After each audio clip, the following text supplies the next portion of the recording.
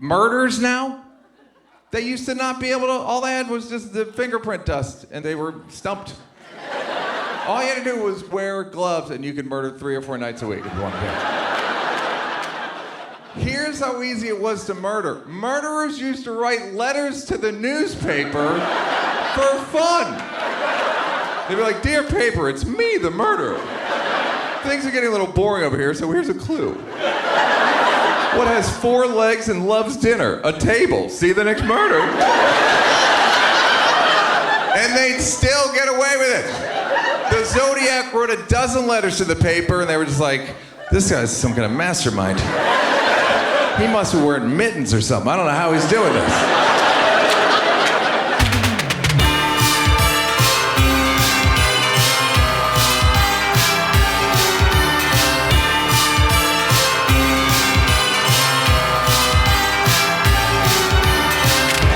I walk along the city streets you used to walk along with me. And every step I It's 7:07 at WRGN Radio. Hometown Radio Refreshed. I'm Don Rosen. Thanks for joining us here on this, what is it, Monday. It says right in front of me on a big screen Monday, but I still have to double check it to make sure it's right. Monday. And I've got the movie mom with me. My favorite topic, movies, as you know.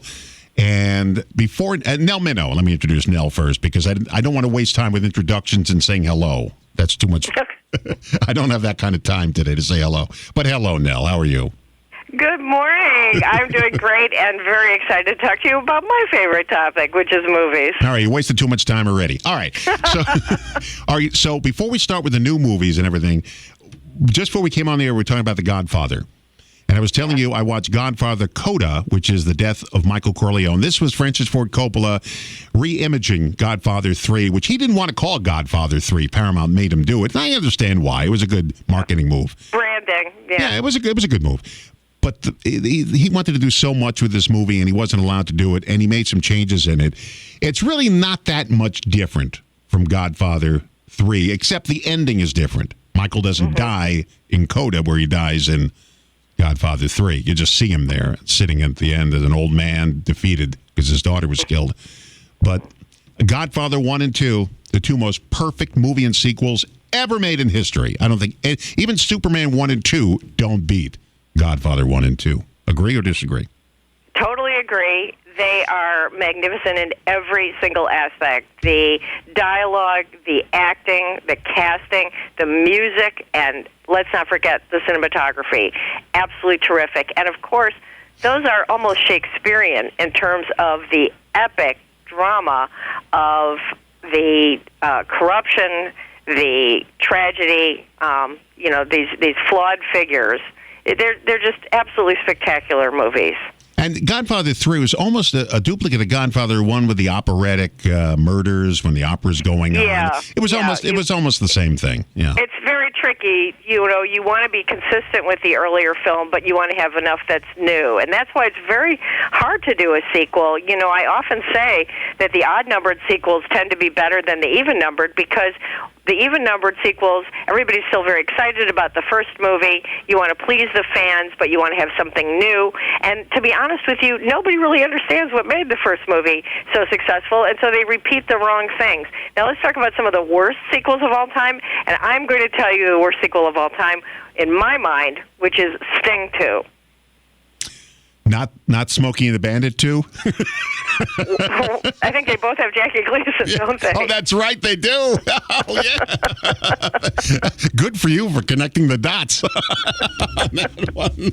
As good as Jackie Gleason was on TV in The Honeymooners, and I can recite the dialogue from all 39 classic episodes of The Honeymooners, he was not that good in the movies. The best movie he was ever in, he never said a word in. The Hustler. No, he was great in The Hustlers, Minnesota Fats. But he was in a movie where he didn't say a word. It was a French-themed movie, and I can't think of... Gigot? Gigot, yeah. He didn't say a word in the whole film. That's how good he was. That's right. But he was fantastic in The Hustler. Yeah, right. He was good. Minnesota Fats. And I would say he was pretty good in the first Smokey and the Bandit. Okay. You know what? I picture him he's Ralph Cramden to me. And when he's not Ralph Cramden, he's, one more thing about The Godfather. I found out, I saw an old interview with Danny Thomas before they made The Godfather, and he was trying out for the role of Don Corleone, Vito Corleone. Ooh, okay. I know, Danny Thomas. See, we can't picture anybody Make but room for The Godfather. Yeah, we can't picture anybody but Marlon Brando in that role. And the studio didn't want Marlon Brando. They said he mumbles and he's difficult to work with. And well, they're right about both. I know, but the mumbling worked out. But he was excellent in that movie. But to my mind, the movie is Al Pacino's movie. He is Al Pacino, who has his eyes are so expressive, and the way that he sort of clocks the change in Michael from that sort of optimistic young veteran, that's not me. That's not me. That's my father. That's my family. That's not me. That's my family. That's not me. You know what you can see is, his eyes are perfect when he's about to kill Sollozzo and the police chief. You see his eyes darting all over. He's thinking. He's panicking. He doesn't know what to do, and he's got to go kill them in just a moment. And his eyes are darting all over the place. And we have to say a moment for Robert Duvall. I think he doesn't get enough attention for his incredible performance in that Right. movie. He had a tough role because he is one of the family, but he's not one of the family. Exactly. And I think he portrays that perfectly. And James Caan, of course, incredible. Oh, the biting of the hand. And do you know Andy Garcia in number 3, which is Sonny's illegitimate son, if you can have an illegitimate son. Conceived at that wedding, I think. Right, yeah, when in that room, at the wedding. Yeah. He bites the hand just like his father did. Just real quick. But and do you know who they wanted for the role of Michael Corleone? They wanted Robert Redford. Because in the book, of course they did, because he was the hottest thing in Hollywood at that time. What a mistake that would have been. It would have been. And, Al Pacino is, and then, of course, bringing in Robert De Niro in the second one, both absolutely fantastic. And, everybody is who's in that movie just nails it. It's, that opening scene in the first Godfather at the wedding when everybody's coming in and asking the Don for favors. That's every single person in that is absolutely great. And I will say, the third movie has its flaws, but Andy Garcia is tremendous. Good. And he grows throughout the film. You can see him growing. Where he's the Godfather. The one little last thing. Now, if you remember in the first one, when Marlon Brando's in the hospital, a guy walks in with flowers, Enzo the baker, and he says, "I'm Enzo the baker. I'm here to see your father. Your father. It's for your father." And he repeats it twice. In Godfather 3, there's a cake at where they're giving Michael the medal. And he says, "This is from Enzo the baker." They got Enzo the baker. Oh, my gosh. He's not there, but they mention his name, Enzo the baker. Wow. Anyway, enough with Godfather. I could talk hours on The Godfather. I just can't picture Danny Thomas as The Godfather. There is no movie that gets quoted more than The Godfather. Now, I just have to ask you, before we say goodbye to The Godfather, did you see The Freshman with Matthew Broderick? It was on Turner Classic Movies a few weeks ago. It was, and I watched it again. And my wife watched it for the first time. That movie. Where Marlon Brando plays Don Corleone. He's not. Yeah. He plays the character, and he looks. He recreates the character and that movie is such a delight. That's a movie that my husband and I quote a lot. An A student. That's what my father says. That's Have you been to Palermo? Then you really can't make an informed judgment. I'll tell you one incredible piece of trivia about that movie. I love that movie, and I will tell you one piece of trivia, which is that when they make a fake passport for Matthew Broderick, the name on the passport is Rudolfo Laspari, which is the name of the bad guy in a Marx Brothers movie called Night at the Opera. Yes! Oh, that's great. You caught that. Very good. Marlon Brando badmouthed that movie, The Freshman, and got in trouble for doing it. He did. He said it was the worst movie ever made. I thought it was great. It was fantastic. The scene where he goes to visit Matthew Broderick in his dorm room. Love it. I love the, and of course the conclusion in it is the way that the twist at the end, absolutely delightful. And that was Bruno Kirby, his friend. Yes, and Bruno Kirby. He was Clemenza in Godfather 2. Right. So they brought him back as well. Anyway, I could talk Godfather. We'll do an hour on the Godfather one day. Let's talk about some of the current films in theaters when we get to the summer movies, because The Fall Guy came out and you liked it. Yes, I thought it was absolutely terrific. I thought, they talk about 4-quadrant movies. I thought it was definitely a 4-quadrant movie. It had appeal to old people, young people, men, women, boys. I thought it was a love letter to the making of movies. It was a love letter to the audience who just want to go have a bucket of popcorn and have a lot of fun. And it was definitely a love letter to stunt performers, made by a former stunt performer, David Leitch, who did Bullet Train. It's funny. I think that as a stunt performer who had to keep his face out of the movie when he's doing stunts so that nobody knows it isn't the actor, I think it's very funny that in his 2 movies, the Bullet Train and this one, he takes 2 of the handsomest people on the planet, Brad Pitt, and in this one, Ryan Gosling, and just scruffs them up so that they still are handsomer than ever. You just cannot make them anything but gorgeous. And I thought it was a pure delight. I'm a little disappointed that it didn't do better this weekend. It did fine, but it didn't do great. And I hope people go out and see this movie. You want to see it in a theater. Of course, the romance is terrific. Great chemistry between Ryan Gosling and Emily Blunt. The stunts, you expect them to be awesome. They are awesome times awesome. They are incredible, particularly the one at the end with the helicopter. So definitely go see it. I'm definitely going to go see it again. Did Lee Majors make a cameo in this one? Because he was in the ABC TV series, The Fall Guy. He does. He does have make to a stay cameo. into the credits. He does make a cameo. And they play the theme song from the original TV series also. Yeah, that was in the 80s or the 70s? I can't remember. The 80s. The 80s, yeah, The Fall Guy. Yeah. I remember. After the $6 Million Man. Yep, The Fall Guy, next on ABC. I remember that. Yeah. All right, now we're going to take a break here only because I want to talk about Challengers. Give us a little tease because you did give it a pretty good review. Pretty good is right. I didn't love it as much as some of the other critics, and I'll tell you why when we come back. All right. So we'll talk about Challengers. We're going to talk about Bad Faith. And you've got Kung Fu Panda 4. I can't watch animation anymore. I used to love the old hand-drawn, but this computer stuff, and I'll tell you why in just a minute, what my problem is with it. And it annoys me every time. Things annoy me in life, but this annoys me. And it's like one of these things that, with all the troubles in the world that could be annoying me, I'll tell you, this with animation annoys me. All right, Nell Minow, the Movie Mom. Just go to her website, moviemom.com. You get to see all the reviews. Movie Mom, one word, moviemom.com. Check it out. And by the way, if you miss any of this, you can listen to it again. We podcast the broadcast around 10 o'clock this morning. It'll be up there. Just go to wherever you get your podcast, Apple, Spotify, wherever, and just type in Don Rosen Show, and you'll hear the podcast there. Just pick hour 2. 719 WRJN.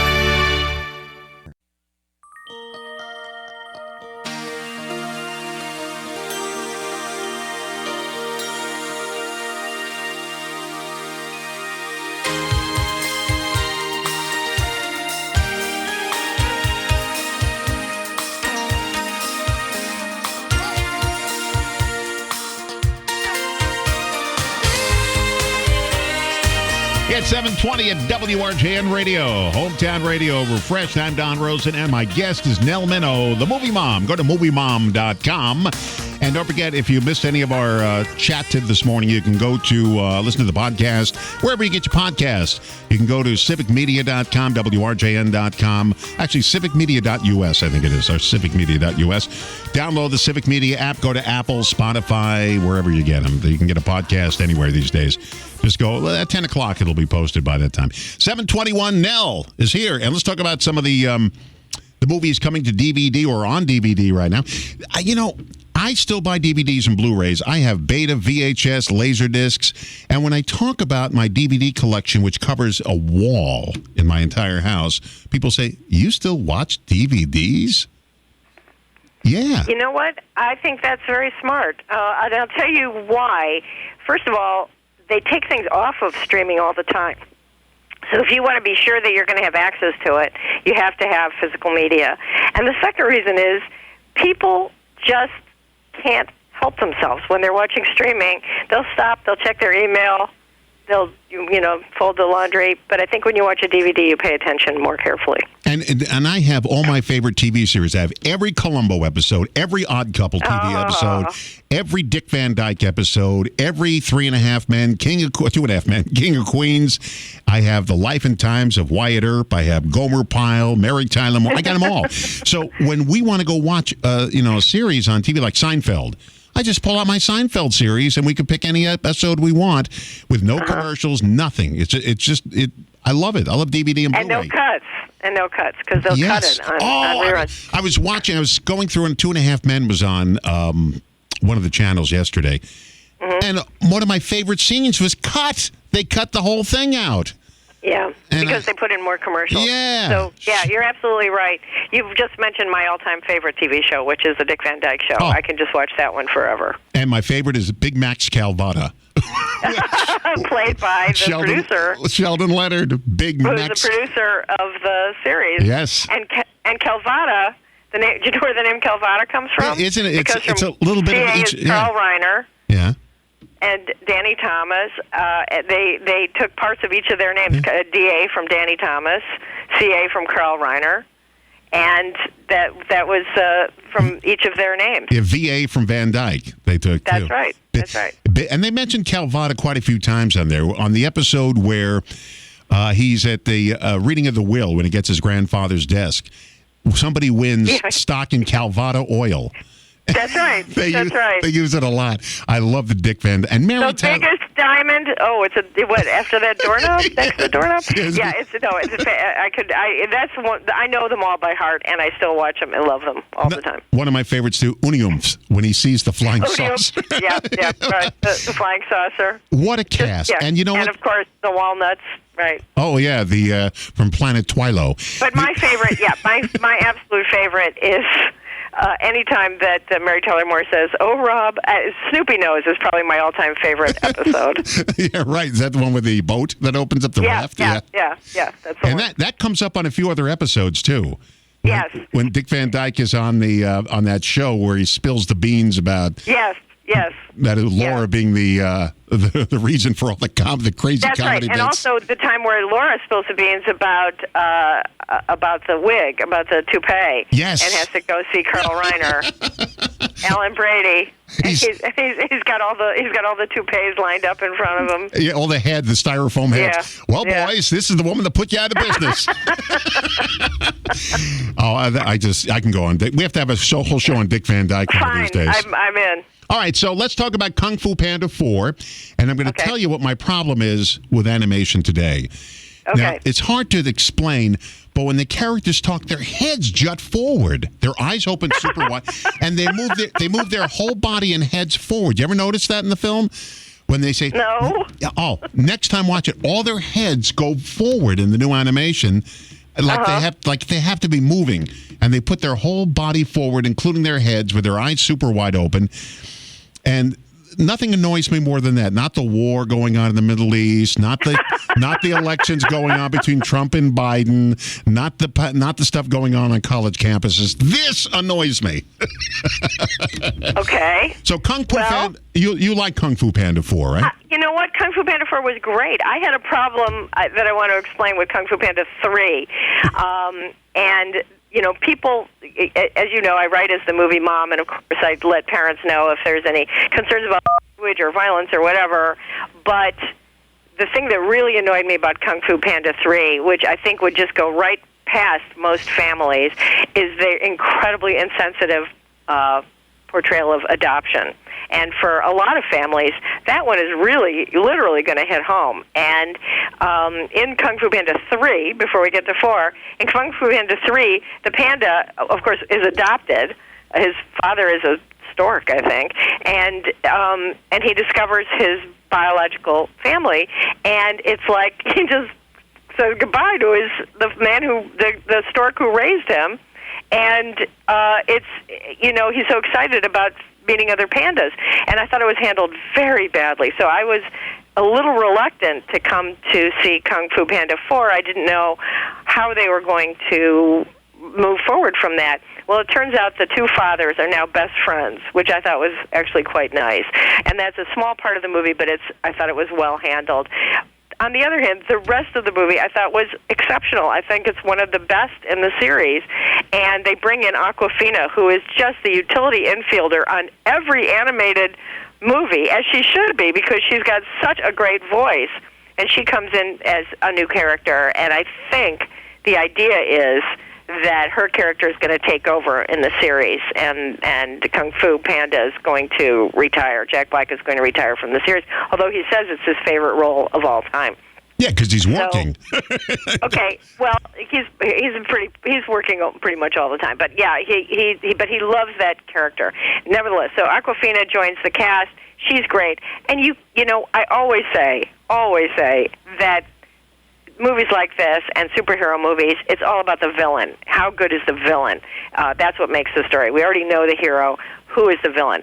I'm sorry, they've got Miss Viola Davis as the bad guy in this, and she is sublime. She is just a fantastic villain. The way she's conceived, and of course the voice performance, absolutely great. So I did think that Kung Fu Panda 4 was a great family movie. That's what made the Disney animated film so great. They had great villains. Oh, you cannot have a better villain than Cruella de Vil. She's got to be the worst villain in the history of movies. She's a puppy killer. She kills puppies. I have to tell you, I live in Washington, and in the Washington Post, we have a humor columnist who did a great column this week as Cruella de Vil complimenting Kristi Noem for being, one of the group. And she says, because Kristi Noem killed her dog, so she says, I've got your back, as long as that back is covered with beautiful puppy fur. I know, she's a puppy killer. Yeah. And also, I got to take a quick break here, but the villains in Sleeping Beauty and Cinderella.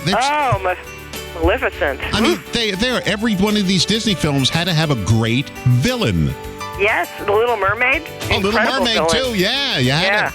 All right, we're talking to Nell Minow, the movie mom. Yes, we'll get to the summer movies, I promise. I want to ask her about Blood and Honey, the Winnie the Pooh movie, as she's seen it. No.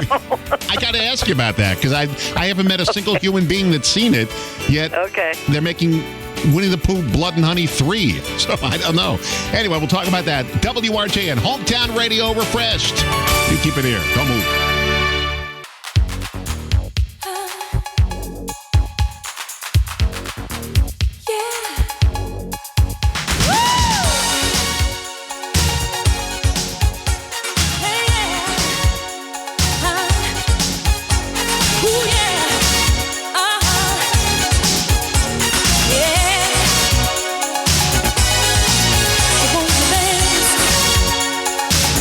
Dance with Somebody, Whitney Houston.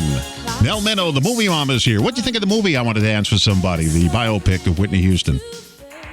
Well, biopics always fall into the same traps. And generally speaking, and in this case also, I think the documentary is better than the feature film. So there's a terrific, very sad documentary about Whitney Houston, of course, very sad life, and I think that's better than this. They do their best, but it's very hard to do a biopic of a musician. You always have that kind of behind the music cliche, where they nobody believes in them, and all of a sudden there's a big audience that's applauding them, and then a descent into sadness. So it's hard to get past that. Okay, this is the last thing before the summer movies. Dumb Money. I wanted to see this movie so badly. And now it's on DVD, you say, right? Yeah, it is. I absolutely loved it. I mean, it's a crazy true story about how a group of just individuals took down some of the biggest money on Wall Street. And it's fantastic cast. Nick Offerman, Paul Dano, and Pete Davidson. It's just America Ferrara. It's just great, and it's so smart. In my other life, when I'm not watching movies, I'm a lawyer specializing in finance, and so I already knew a lot of the facts. But this is, unlike, say, the biopic type movie, this takes one incident. It explains everything that went on. And it's the ultimate David and Goliath, because you've just got one guy sitting in his basement saying, you know what, there's a stock that I like that I think the market is wrong about, and not knowing that all the big money on Wall Street was betting against the stock, betting that it was going to go down. And it is just a remarkable, fun, smart movie. I definitely recommend. Dumb money, smart movie. What was the movie with, what's his name? Brad Pitt played in it along with, it was about Wall Street again. It was a true story. The Big Short, one of my all-time favorites. Love that movie. I've seen that movie 3 times. Me too. Love it. We saw it in the movie theater, then we saw it twice. We watched the DVD twice in a row. Yeah. What a and great... Brad Pitt is always great in that. Brad Pitt always great in Moneyball. Another true story. Both of those movies based on books written by Michael Lewis. Well, who was the star of the Big Short? The guy played Batman. What's his name? Christian Bale. Christian Bale, yeah. And now a child actor who did well, by the way, too. Yes, a child actor who did very, very well. And Steve Carell, also amazing in that movie. Jeremy Strong is in that movie. Just Ryan Gosling is in it. It is just an A-plus movie, one of my all-time favorites. And Buy Water. That's what we found out. That's what that guy's buying now. Yep. Buy Water. Okay, the summer movies. What do we have to look forward to? The summer movies started with The Fall Guy, but give us the rundown. All right. First, I'm going to do in 3 different categories, okay? First one is sequels, prequels, and remakes, okay? And the big one there has got to be Furiosa, a Mad Max saga. We first met the character of Furiosa, played by Charlize Theron in the last Mad Max movie. And I guess in the prequel, we're going to find out how she got the prosthetic arm and what made her into the total warrior that she is. And Anya Taylor-Joy from the Queen's Gambit plays the role as the young Furiosa. She's one of the hottest actresses in the world right now, and I think that looks very, very good. We also have another Bad Boys movie with Martin Lawrence and Will Smith, Bad Boys Ride or Die. I have to say the trailer looks pretty good on that one. I will continue my history of not going to A Quiet Place movies with this prequel to how The Quiet Place got to be The Quiet Place. Of course, John Krasinski's movies are about a post-apocalyptic world where creatures that are blind but incredible hearing are destroying humanity, so you cannot make any noise whatsoever. We're going to find out how that all began. I don't think I really want to do that. Well, you didn't like I love the Quiet Place movies. I don't like super scary movies. Now, what about Beverly Hills Cop 4? Are you in the mood for Beverly Hills Cop 4? Axel Foley, and I'm really happy that they're bringing back John Ashton and Judge Reinhold and even Bronson Pinchot for this one. So I hope that will be fun. And Eddie Murphy is Axel Foley. Of course, Eddie Murphy as well. We didn't mention his name. The one that I think is really intriguing is Twisters. You know, when you think about the original movie Twister, mostly what we remember is the flying cow. Right. Absolutely. Yeah. So Glenn Powell, who is having a year, by the end of this year, Glenn Powell's going to be one of the biggest stars in the world. He was in the surprise hit Anyone But You in January. You might remember him last year. He was in the Top Gun movie, and he's in a couple of movies this summer, and he's absolutely terrific. So he's in this one, and Daisy Edgar-Jones, Anthony Ramos, who's in Dumb Money as well. That one looks like it's going to be amazing. And then we also have another Alien movie. And this one is, if you're following the Alien series, this one takes place between the first film and the second film. So it's both a prequel and a sequel. Yeah. You know, there's a movie coming out called Horizon, an American Saga Part 1 with Kevin Costner. This is a trend I don't like. The Part 1s, Part 2s. I don't like having to go back to the theater a year later to watch Part 2. I know. One of the things that when I was looking at the movies opening this summer, I thought we were going to get Mission Impossible 2, which left us with a real cliffhanger last year, but apparently not coming out till later in the year. Okay. For kids, for families this year, in the summer, we've got some really great stuff. John Krasinski having a very big summer. He's got 2 big movies coming out. Not only the original Quiet Place, the prequel to The Quiet Place, but also this one looks really good. It's called If, as in IF, which stands for Imaginary Friend. And it's about a guy who can see all the imaginary friends that children have had and outgrown that are still sort of wandering around looking for something to do. Now, I had imaginary friends when I was a child. They say, I've read up on this, they say that usually only children and oldest children have imaginary friends because younger kids have real other children in the house and they don't need to make them up. But yes, I had two birds that were my imaginary friends, and I'm looking forward to this. Everybody is in this movie. Everybody. Because they're all the voice talents for all of the different imaginary friends. So listen, it's got Ryan Reynolds, Steve Carell, Phoebe Waller-Bridge, Louis Gossett Jr., who recently died. We're looking forward to hearing his voice again. Emily Blunt, of course, married to John Krasinski. Matt Damon, Maya Rudolph, Jon Stewart, Sam Rockwell, and, of course, Awkwafina. So everybody is in this movie, and it looks like it's just tons of fun. So I'm watching The Office yesterday on TV, which is one of those, I know all the episodes, but they had a commercial break, and John Krasinski was on there with Steve Carell rehearsing the movie If. So John Krasinski comes out and says, here's Steve Carell. I used to work with him at a time. I can't remember. I used to work with him once before, and he's the voice of, and they did the commercial. Yeah. But it's hard to believe that Jim, the guy on The Office, is one of the greatest directors, the most successful directors. He's amazing. He's terrific. It's hard to believe. He's got, as I said, 2 movies out this summer. Now I'm going to tell you a category that I don't like, that really bothers me, and that is I don't like it when they take these Oscar-winning women from the 1970s and they make them into cozy little, book club type, or old ladies go on a trip to Italy type thing. I hate those movies, and you'd think I'd like them because I love those actresses, but the scripts are always so terrible. Nevertheless, we got another one, and Diane Keaton seems to be in all of them. And we have another one coming up. It's called Summer Camp, and it's got Diane Keaton, Kathy Bates, Alfre Woodard, and Eugene Levy. Yeah, and it's about a bunch of old people who go to their summer camp reunion. Brady, 80 for Brady was the same thing. They had all the 80 for Brady, exactly. I can't stand those movies, but okay. Now, a movie that I'm totally looking forward to is Inside Out 2. And I know blah, blah, blah about animation. You don't like animation.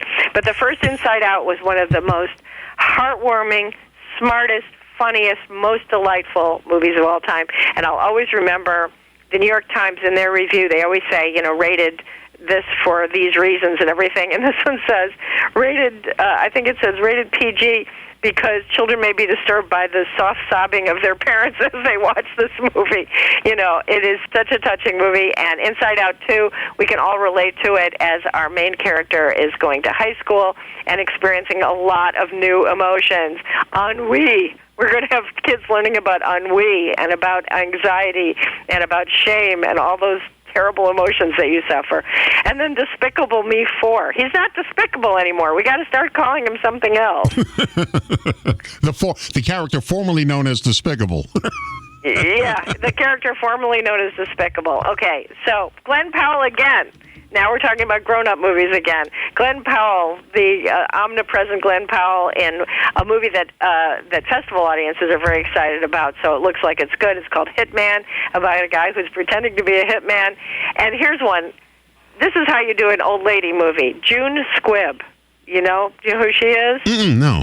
She was in the movie Nebraska with Bruce Stern. I love that movie. Yeah, good movie. Yeah. She was Bruce Stern's wife in that, and she's got a movie called Thelma about a lady who's been scammed by one of these people that call and say, "I'm your grandson and I'm in jail. You got to send me money," and she gets revenge. And she says she did all her own stunts. So I'm looking forward to that. Clark Gregg and Parker Posey are in that. And there's another one I'm looking forward to. Scarlett Johansson and Channing Tatum in Fly Me to the Moon. Have you seen the trailer for that one? No, but that was one of the movies on my list here. It's about two people who loved during the astronaut day, during the early days of the space race, right? Yeah. Right. She's brought in as a marketing specialist because Americans are losing interest in the astronauts, and he's the guy that runs the program. So that looks like a lot of fun. And then we have to have, even though it's summer, you have to have a really heartwarming movie. Coleman Domingo, who was so incredible last year, both in The Color Purple and in the Rustin movie. He's in Sing Sing, which is based on the true story of a program in prisons where they have the people who are in prison put on plays as a way of sort of working through some of their issues. And a lot of the actors in the movie are people who have been in those programs. So that one looks amazing. I'm excited about that. Of course, are you looking forward to Deadpool and Wolverine? No, I'm not a big superhero fan. I did like Iron Man, and I liked Batman, the Dark Knight Batman. Other than that, I'm not a big superhero fan. All right, well, I'm looking forward to this because I do like Deadpool. It's going to be interesting to see a Disney movie that is going to be as much of a hard R as this one is going to be, because Deadpool is a very meta character who talks to the audience and does a lot of very outrageous things. And I thought Hugh Jackman would never put on those claws again, but apparently Ryan Reynolds talked him into doing it, so that one I think will be fun. Now, one of the biggest bestsellers of the last 10 years is Colleen Hoover's It Ends With Us. Colleen Hoover has been consistently on the bestseller list with up to 3 or 4 books at a time out of the top 10. And It Ends With Us is her most popular. That's finally becoming a movie starring Blake Lively. I'll tell you, the Blake Lively, Ryan Reynolds family, very busy over the last year. And it's about a young florist who falls in love with a handsome doctor. Unfortunately, he's got a problem of hitting her, and it's about what happens there. And then M. Night Shyamalan has got a movie that I have to say I was a little skeptical about, but the trailer really pulled me in. It's called Trap, and Josh Hartnett plays a guy who brings his daughter, who looks like she's, I'm going to say, 11 or 12, to see her absolutely number one pop star, somebody like Rihanna or Beyonce or Taylor Swift, and this gigantic stadium, and he brings her to this huge, huge concert, and then he learns that the entire concert is just a trap to catch a serial killer. Ooh. And we have to take a quick break here, but M. Night's daughter also has a movie coming out, The Watchers. Yes, but she's also his daughter plays the pop star in this one as well. Oh wow! I'm not saying I got something to look forward to. Does it star Kenny Dexter? Do you remember Kenny Dexter? Oh my gosh, that's a deep cut.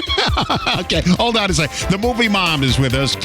Nell Minow. Go to moviemom.com to see all the stuff we're talking about. Moviemom.com. 749 WRJN. Hometown Radio. Refresh. More with Nell coming up in just a moment.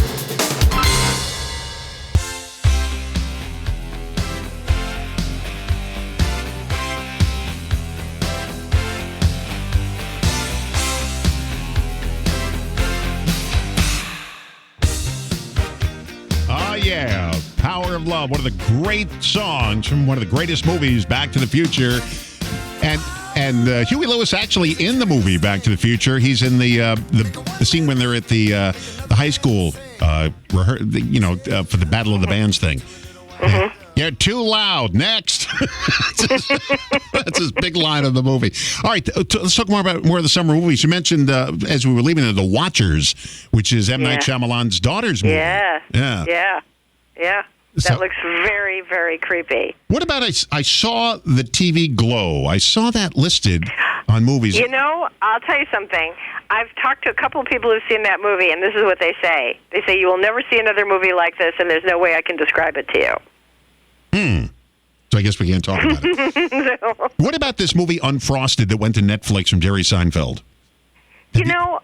I did see it, and again, that's another movie that's got everything. If you're Jerry Seinfeld, all you do is call your friends, and there they are. They all show up. So, it's got Melissa McCarthy and Jim Gaffigan. Yeah. Jim Gaffigan, right, and Amy Schumer. Everybody's in it.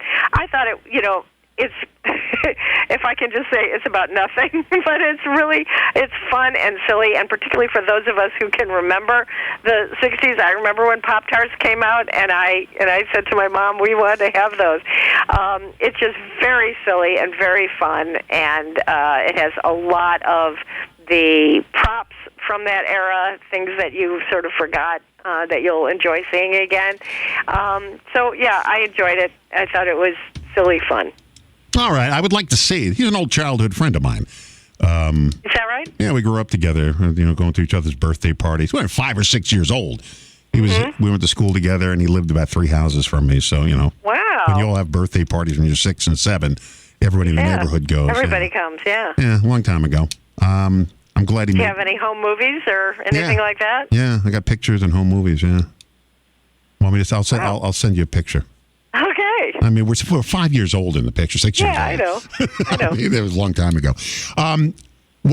Now, I mentioned real briefly to you, Winnie the Pooh, Blood and Honey. Now, you don't like horror films. I forgot. Last time I spoke to you. Yeah, I don't like horror films. And I love Winnie the Pooh. Why do that?